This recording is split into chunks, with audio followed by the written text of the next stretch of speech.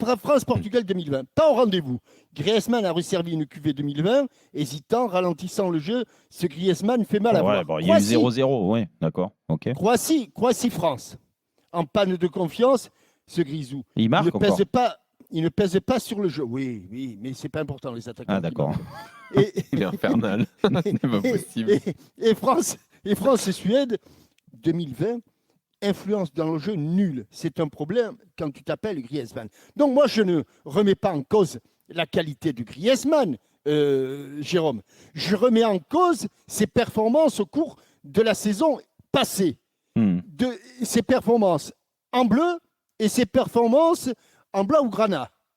Donc, excusez-moi, mais est-ce que j'ai le droit, à un moment ou à un autre, de considérer que le Griezmann que j'ai vu en 2020, et en espérant que ce ne soit pas celui que je vais voir en 2021, que celui que j'ai vu en 2020 dans son club et dans l'équipe nationale m'interpelle, que ses performances m'interrogent, et qu'à ce titre-là, je me dis, s'il continue dans ce sens-là, il va falloir évoquer, il va falloir penser à autre chose.